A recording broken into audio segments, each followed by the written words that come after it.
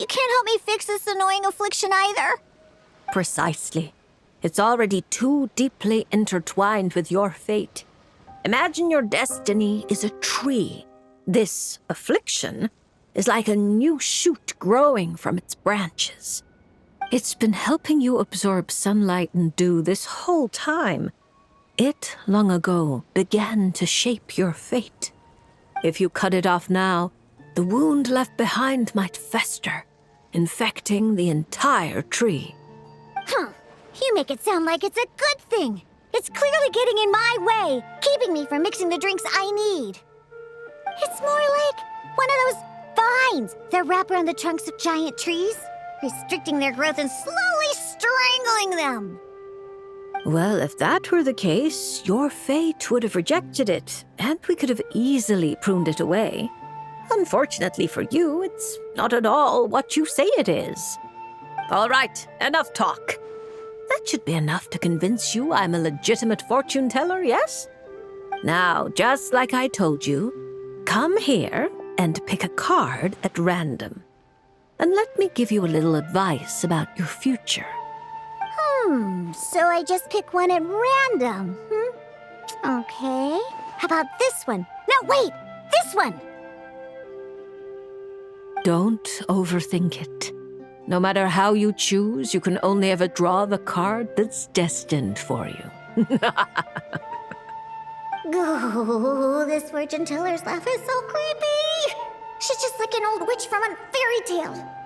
But since she's so good at it, her advice could prove really helpful. I have to choose my card carefully.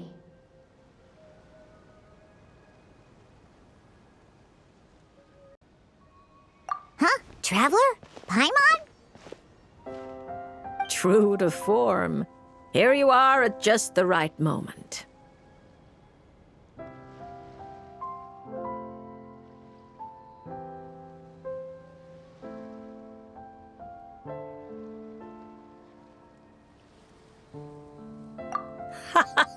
Well said. Compared to an intangible thing like fate, commissions have a far more intuitive effect on shaping our words and deeds. Now, seeing as you're here, perhaps you could have a word with this little one. She doesn't seem very trusting of an old witch like me. Well, it's not so easy to trust a weird-looking fortune teller who's set up stall in the middle of nowhere. Oh, the traveler seems to know this fortune teller pretty well. Great. I can finally have someone I trust. Traveler? Paimon? Come over here for a sec. I need to talk to you in private.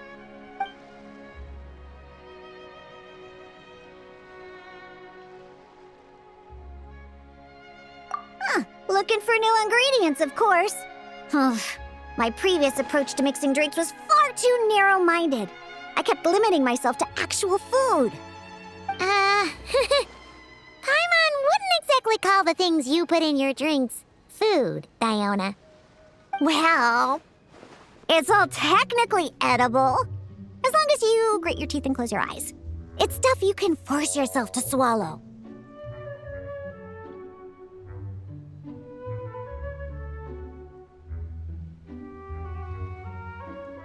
Exactly! I've already found a bunch of rusted screws, scrapped cables, coagulated chunks of grease, dust bunnies, toe jam.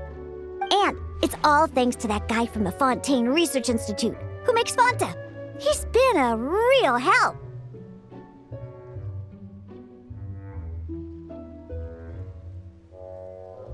Well, I heard that really tasty fizzy drink stuff comes from the Fontaine Research Institute, so I headed over to take a look. When I got there, Mr. Henri let me try a few bottles of the new Fanta flavors. Completely on the house. Mr. Henri doesn't smell of alcohol at all. Nope, he just smells like Fanta, sweet and tangy. When stiff, and you can tell he's a reliable sort of grown-up. And he was the one who suggested I come to this stall. He said my affliction is probably beyond the Research Institute's ability to analyze. But he heard that this weird fortune teller who showed up recently near the court of Fontaine, apparently everyone who's been here says she's crazy accurate. Maybe if you get your fortune told, you'll learn something about what's causing your affliction. If you grasp the principles behind it, perhaps you could find a cure. Well, hard to argue with that logic. Guess he didn't end up becoming a researcher at the Fontaine Research Institute for nothing. So I came here to see the fortune teller. As soon as I walked over, she stopped me and said there was a strange disturbance surrounding me. Before I could ask, she blurted out all the answers to my questions. But the scientific logic of the Fontaine Research Institute doesn't directly apply to divination. Even if you understand the principles, it doesn't mean the solution will be easy to come by. Just like I told you. Mysticism isn't built of bearings and bolts, and I can't simply repair your fate for you. Oh, are you telling me nothing can be changed? Then what's the point of drawing a card? By drawing a card, you may just find a tiny missing gear to fit into the wheel of fate. It may seem insignificant, but when installed correctly, the tiniest gears can still drive massive mechanisms. You're not just humoring me, are you? Traveler, what do you think?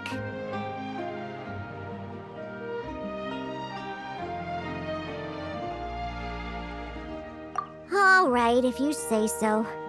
Then I'll take one.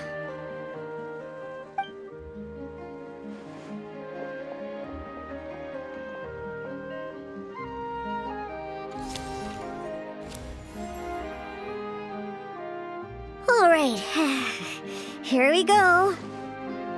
Looks like it's...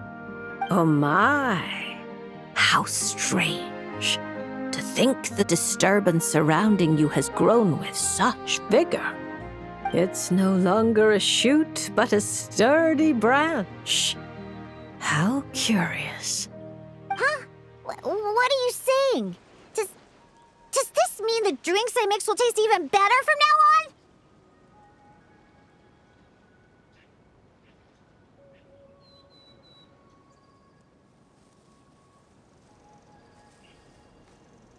If we judge solely by your affliction, that would indeed be the case. Furthermore, the card you drew is the reversed High Priestess, which means you've been too focused on the illusions before the veil, which is precisely why you've been unable to pass through it for so long. That doesn't sound like it has anything to do with mixing drinks. I thought this card would tell me what ingredients I need to use. The lunar arcana aren't known for creating recipes. At least, not yet. But mixing drinks isn't the only way to find the answers you're looking for. The answer is to teach those old booze hounds a lesson, so they never get drunk and cause trouble again.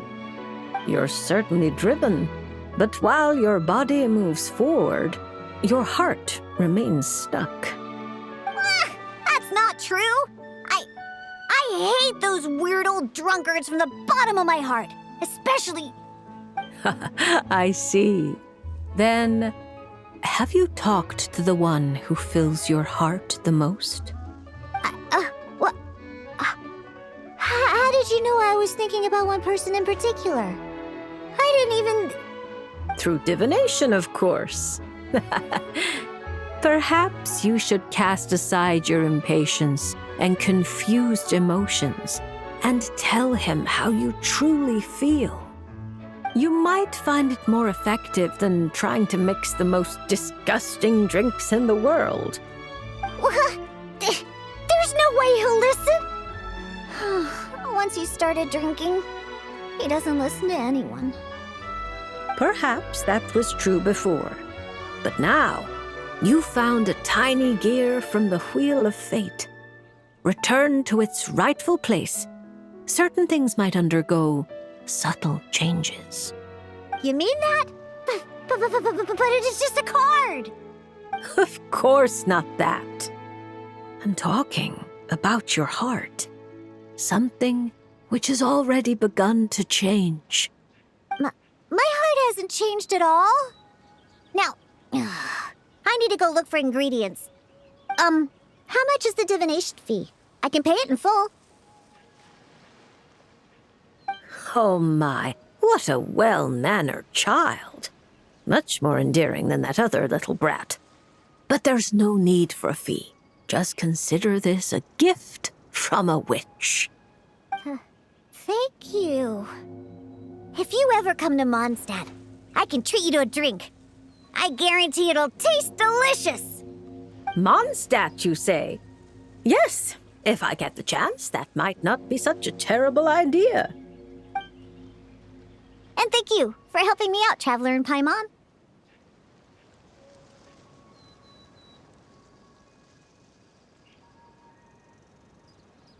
No matter the trouble, Paimon and the Traveler will swoop in and save the day. But swooping in is thirsty work. So once we're done, we wouldn't say no to some of your tasty drinks, Diona. It's a deal. Next time you're in Mondstadt, I'll treat you to the best drinks you ever tasted. The kind with absolutely zippo alcohol. By the way, if you have any more questions about your card, look for someone named Mona. You probably already know who I'm talking about. Mona?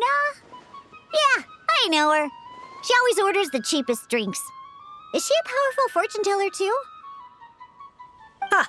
She's nowhere near my level. Still, She should be up to the task of reading the lunar arcana. Otherwise, she might as well hang up her hat. Just tell her you've brought a prophecy on behalf of the mighty astromancer Barbaloth Trismegistus as a test. Don't worry. As long as you say that, she'll do her best to interpret it for you.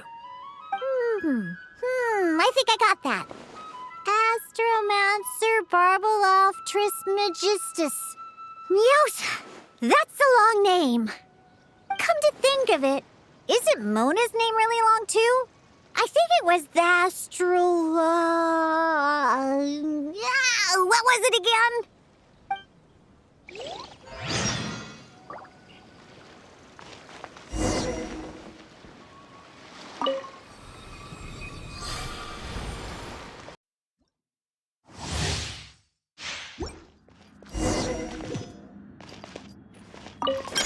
Diona Special! Shake the ass!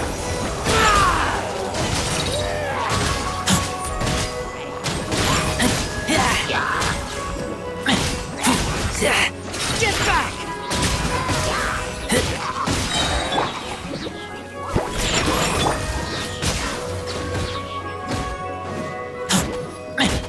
Can't handle your drink.